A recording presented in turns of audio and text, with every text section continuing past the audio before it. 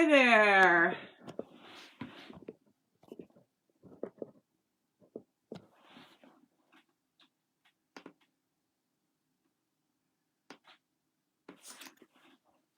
We are live with the Science of Superheroes. And I'm just grabbing this link so we can share this in the event.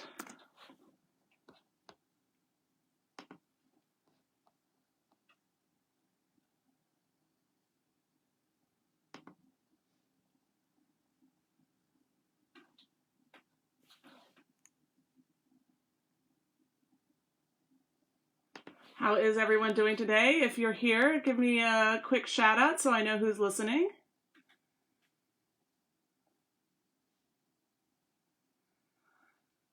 You can see I'm wearing my lab coat today along with my Philadelphia Science Festival I Love Science button.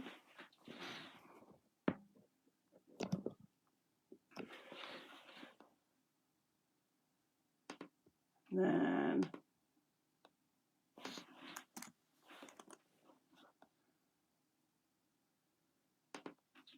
just waiting for a few more people to get on. I'm excited today. This week was supposed to be the Philadelphia Science Festival week, but it was obviously canceled. So instead, we decided to go ahead and do our Science of Superheroes activity that we would have been doing during the Science Festival. So this week, we're going to be doing different science demonstrations about different superpowers and doing some creative writing related to those superpowers. Hi, it's Ella. It's good to see you again. I'm so glad that you joined us. For today's workshop, what you're going to need is the printout or just a download of the Science of Superheroes template and instructions. Today's is a little different. It's a one page of instructions, and then it has all of these little handouts about different superpowers and superheroes. And it also has the template. I'm doing well, Itzella. How are you doing? Thank you for asking. It was a little bumpy this morning. We thought at first the live feed wasn't working, so we stopped it and restarted it. So I'm sorry for the kind of craziness. Just one of those days. But we're going to turn it around because we're going to do some cool science demonstrations. Now, the cool thing about these science demonstrations is you can actually do most of them here. Hi, Becky. I'm so glad that you're here as a teacher. Definitely check out what we're doing. And then also we have a webpage on our website that has links to all of our past writing workshops. These are about half-hour little live streamed workshops, but then they can also be viewed on YouTube later. And we have the downloadable templates and instructions. So I'm glad that you're here. Definitely shoot me any questions you have. In addition to the template, as always, we need a pencil or other writing implement today. Today, we're also going to have some optional materials. So some of the things that I gathered from around the house were, I needed something that had Velcro on it for one of the demonstrations. So I got a pair of shoes. Don't worry, I haven't worn these yet. It's a pair of water shoes that has a Velcro thing. So that'll help you simulate one of our demonstrations today. I also went around the house and found some heavy items. These are going to be for Superman. I had some bean bags that I use for my dog toys. He has like a platform I need to weigh down. This is actually like some kind of little exercise ball. It's 4 pounds. You could even go and look in your kitchen for some canned goods or a bag of rice or beans, that type of thing. I also have bags that I can use to hold those. So that's for Superman. I also have, I have a little spring, but you can also use like a rubber band this is for Black Panther to see kind of how the vibranium suit works. And then finally, if you don't have a top or a gyroscope, another way you can do it, you can make your own using a regular thick marker. I have a blank CD, but you can use a regular CD or a DVD with your parents' permission. A piece of paper, and some tape. So we'll go through each of those when it's time. Also, if you were not able to print out the template double-sided, if you had to only print it out one side at a time, you might want a pair of scissors and a glue stick to do this. Now, if some of these materials are not things you have at your house, that's okay. I'm going to be demonstrating all of these superpowers. These materials, these optional materials, are just if you want to try this at your house, okay? So, it looks like we have several people joining us, so we're going to go ahead and get started. Definitely, if you have any questions, shoot them to me during the workshop. So, as I mentioned, this week was originally going to be the Philadelphia Science Festival's week with after-school workshops at libraries and the big science carnival, and unfortunately that was canceled. However, I wanted to bring you the activities that we would have been doing during that week. Now, it may seem strange to you. Why would a writing lab be doing the science festival? Well, at Spells, we really like to bring in different subject areas. So remember when we went time traveling the first week, we were thinking about different places in history, right? Sometimes we like to bring in art, like when we did the storytelling card games. We drew the pictures on there to represent different writing ideas. In this case, we're bringing in some science because, believe it or not, you can learn about real science and then translate that into creative writing. So, first off, we're going to talk about how superheroes, a lot of superpowers in comic books and movies are actually originally based on real science.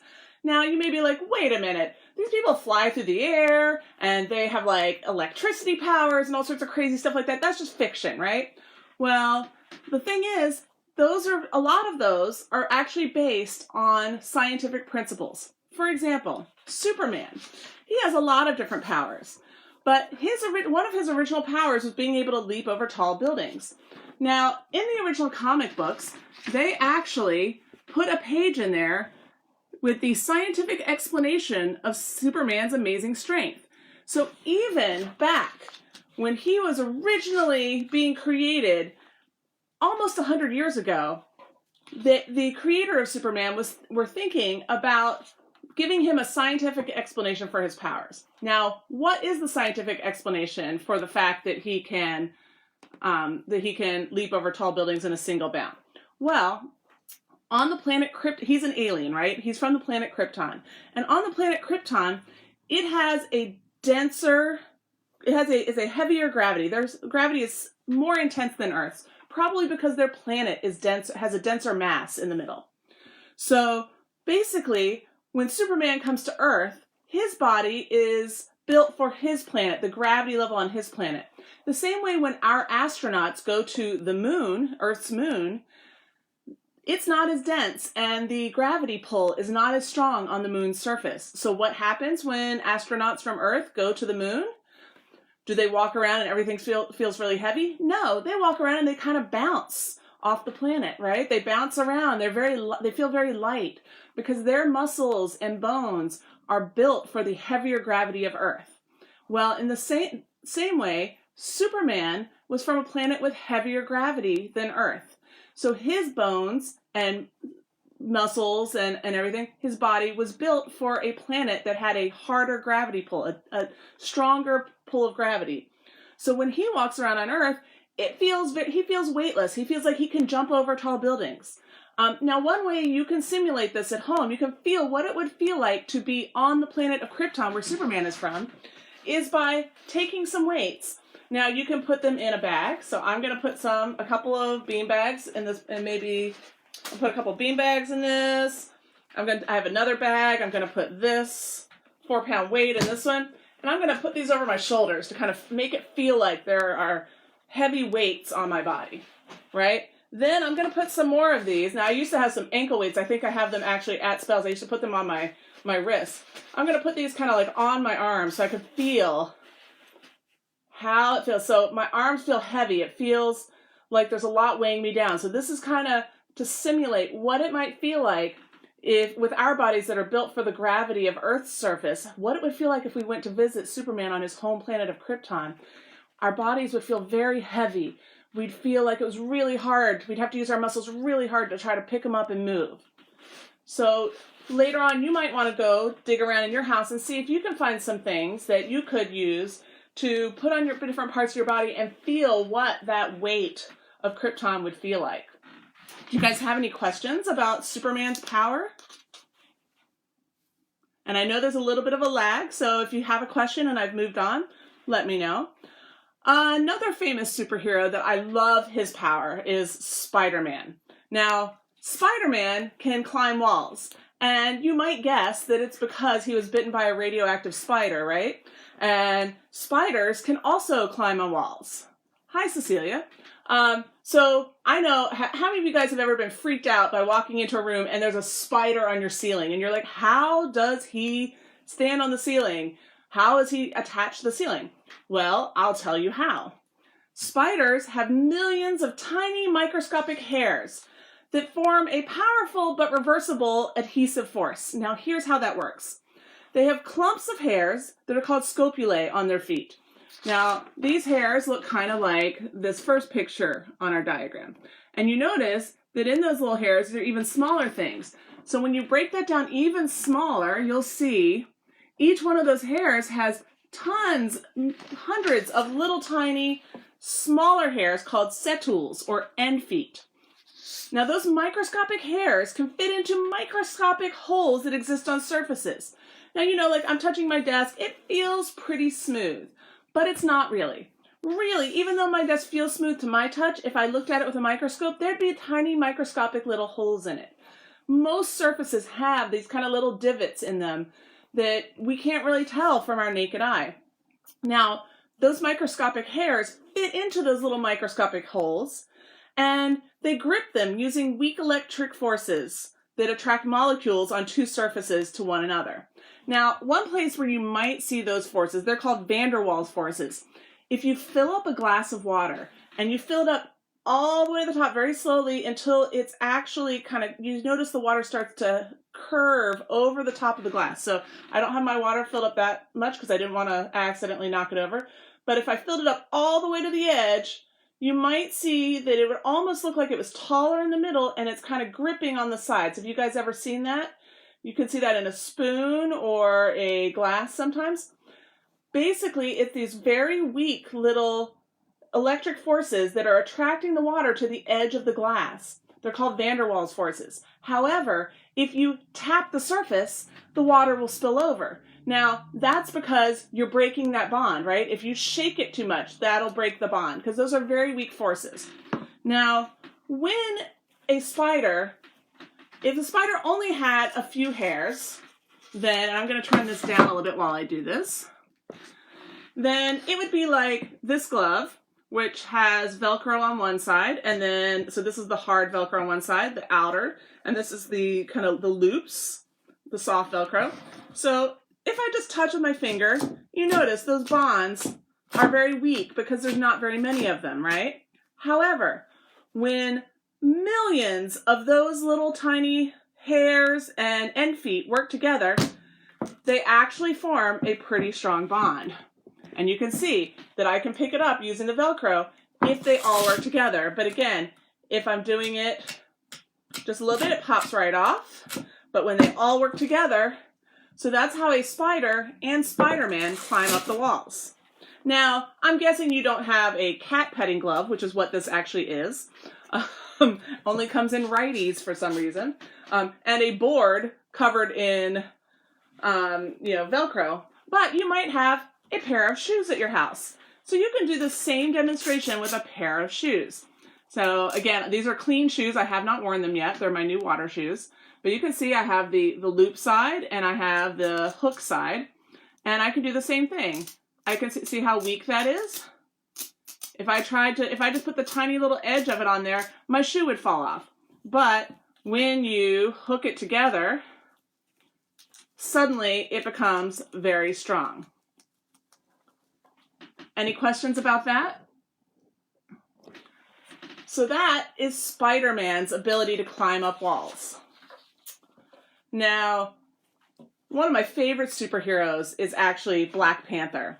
He has the technology to build this really great suit of armor out of vibranium, which is a special mineral that is only found in his country.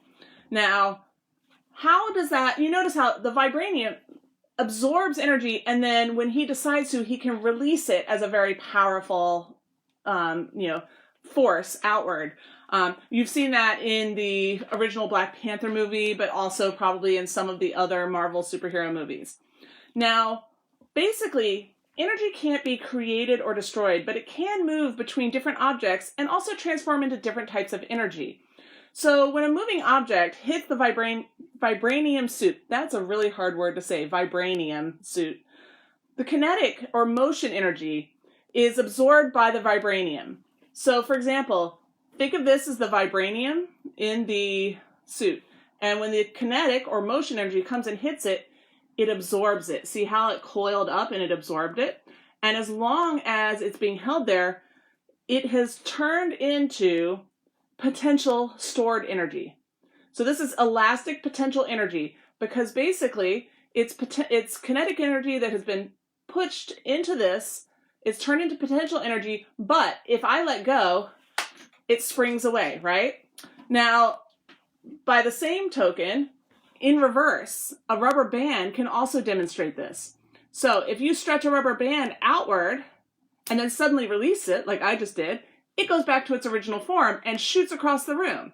Now that is another case of where you're storing the energy as potential energy, and then when you let go, it suddenly becomes kinetic or motion energy, and it flies across the room. So basically, his suit absorbs that energy, holds it, and then because of the technology he has, he can release that elastic potential energy as kinetic energy whenever he needs to during a battle. Now, the last one we're going to talk about today is Thor. Now, you might be thinking, Thor? But Thor is not based on science. He's based on Norse mythology. However, he has, if you remember, his famous hammer, right? He has, now this is another word that's going to be super hard to spell. It's so hard to spell that in the document I even spelled it out phonetically. So it's Mjolnir. So his famous hammer, he uses it often to propel himself, to almost like fly places. Although he doesn't really fly, what he's doing is propelling himself. So he holds the hammer, spins it around, and then throws it and holds on to it, right? Now, when I looked at that, it reminded me of two track and field sports that I know. One is someone doing shot put, where they're going around in a circle with the shot put next to their neck, and they go around in a circle to build up enough momentum that they then push and release and see how far it can travel. A discus in track and field also works in a similar fashion, where they rotate their body around and therefore the discus with it, and then release it to see how far they can throw it, right? Basically, what is happening is that when an object rotates around a central point or axis, like your body or, Thor's wrist, then that is called angular momentum. And the faster he spins the hammer, the more energy or angular momentum he builds up. Now, angular momentum also comes into play when you're working with a gyroscope. So we'll see. This gyroscope, sometimes it works for me and sometimes it doesn't. So we'll see how well it works. So basically, I'm going to pull this tab and it's going to spin my gyroscope, the disc in the middle of this gyroscope, super fast. And that angular momentum is actually going to help keep this from moving around, meaning inertia. It's going to create inertia to keep the gyroscope from moving around. So therefore it can sit right on top of this little top. So let's see if I can make that do. So it's going to appear to defy gravity. So you can see it appears to be defying gravity, but that's that angular momentum spinning around and drawing it, keeping it steady. This is similar to the same thing that Thor is doing when he's rotating that hammer. He's creating that kind of angular momentum. Now, you may not happen to have a gyroscope or a top, which is another thing you could do at home. You could try spinning a coin, or you could create your own special top or gyroscope. So I'm going to make this one stop. Actually, I guess I'm going to make that one stop. So here's where the CD, the marker, the tape, and the paper come in. So if I want to create my own gyroscope, I'm going to take a piece of tape, and I'm basically going to tape this marker to the middle of this CD case, the CD. So you see that? To make it more stable, I might tape it on the bottom as well.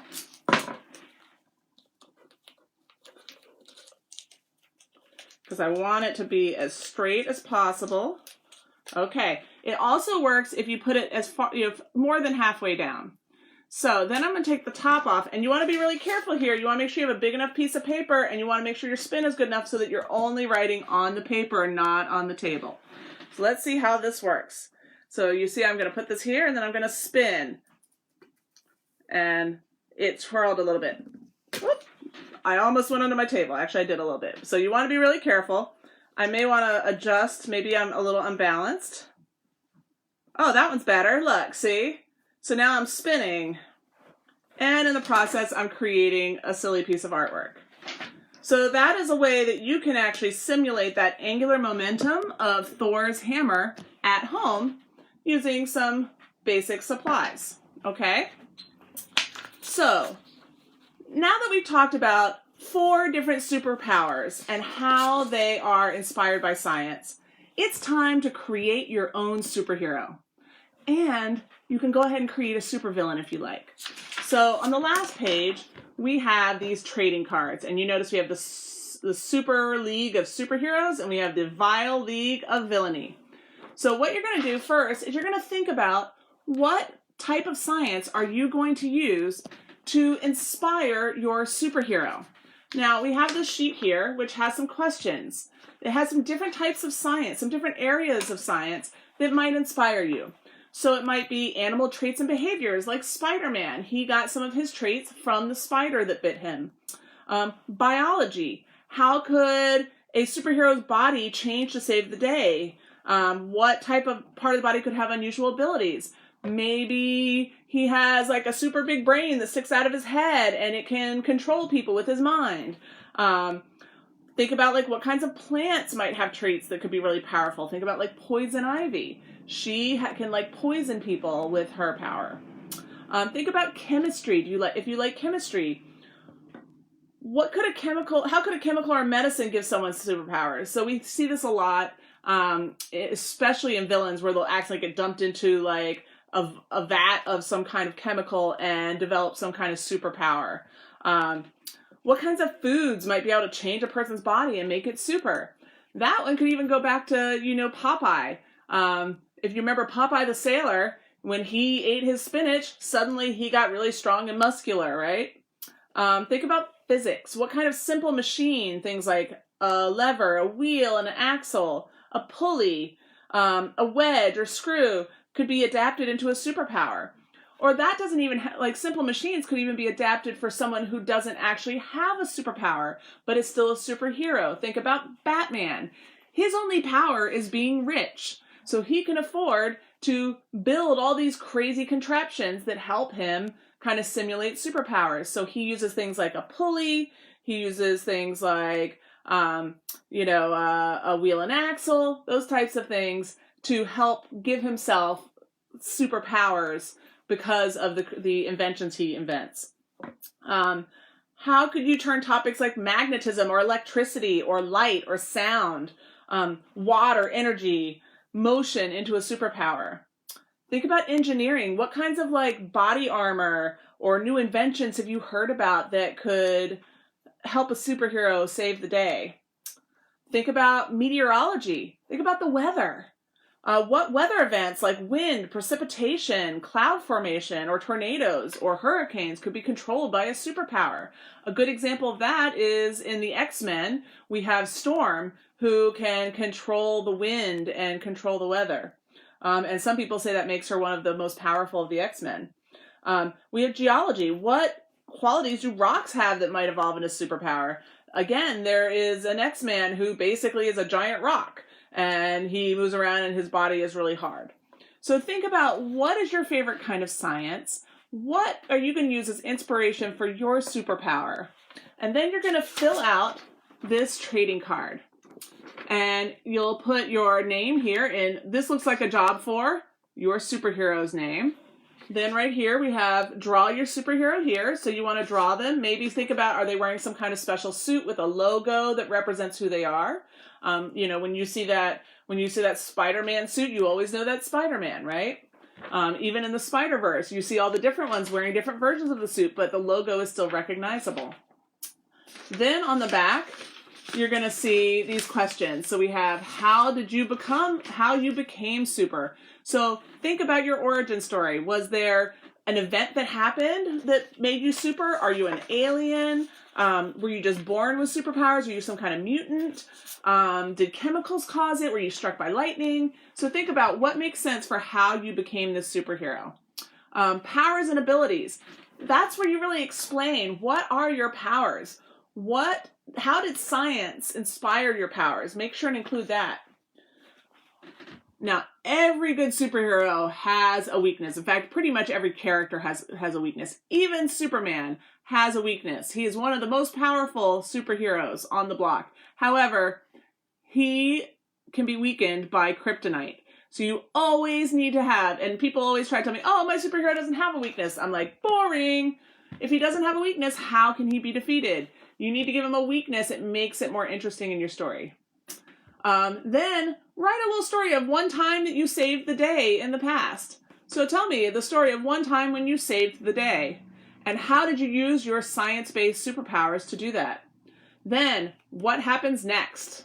What is going to happen in your story? What's going to happen to the superhero? Now, after you create your superhero, you might want to go ahead and create a supervillain. Now, a supervillain, it could be your hero's nemesis, their person against it. They could also be just another villain, just a villain who happens to have his own agenda, and maybe your superhero is going to fight them, but that's not his big bad guy.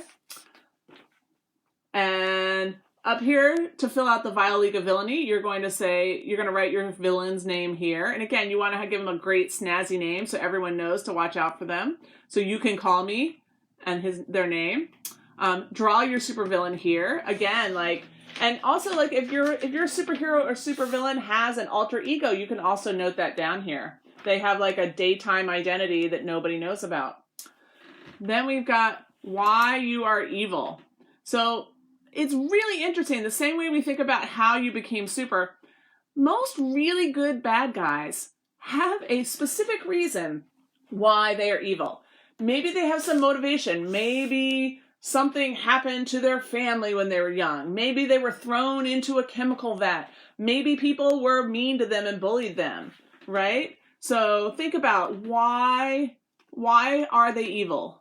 Or maybe they were just born that way, and you can say that. But think about, is there a reason why your bad guy is so bad?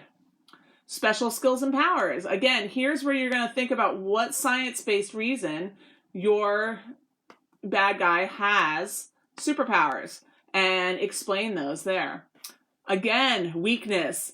Definitely a villain needs a weakness, just like the superhero does. And sometimes those line up, right? Sometimes the superhero's weakness is the villain's strength and vice versa. So think about whether you want to tie them in that way. Then, what is your evil plan? What are you doing today to try to be evil if you're a villain? So explain exactly what your main evil plan is so that the superhero will know how to stop it. And then write what happens next.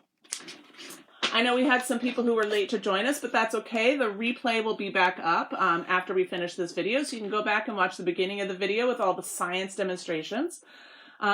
So now you guys are going to create superheroes and villains. And on Thursday, we're going to show you some villain science demonstrations of their powers. And then we're going to work on another writing activity that will use these characters that you're creating today. So if you come today, I hope you'll come on Thursday to take your characters that you create today and then do something else with them on Thursday. You might even make some adjustments after you maybe you'll get some more ideas from the science demonstrations we do on Thursday. Does anyone have any questions? I should also note that I definitely, for the past week or so, Facebook Live has not always been showing me everyone's comments during the live video. So if I'm skipping over you, I apologize. I always go back through the comments afterwards and check to be sure that I've answered all the questions that you guys asked. So go ahead, even if I'm not responding, go ahead and ask your questions. I will come back to you and I will answer those, even if I didn't see them live. Are there any questions? And again, I really can't wait to see what you come up with. I hope that you'll join us again on Thursday for some more superhero or supervillain science, and to do another creative writing activity related to these characters that you're creating. Oh, thank you, Lolette, for complimenting my white jacket. This is actually the lab coat that I wear when we go into schools. Since we're a writing lab, we usually wear lab coats as part of our uniform in schools. And I thought it was particularly important, since we're doing science today, to wear my lab coat, as well as my little button that says I love science. Again, we're doing this week's workshops in honor of the Philadelphia Science Festival, which was canceled because of the prohibition on large group gatherings. But we thought we'd still bring a little bit of that Philadelphia Science Festival flavor into your house. Also, we just always love talking about the science of superheroes. It's so much fun.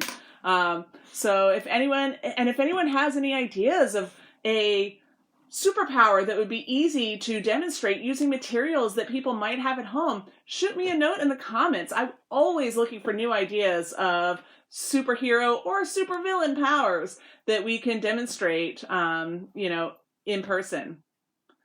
Any other questions?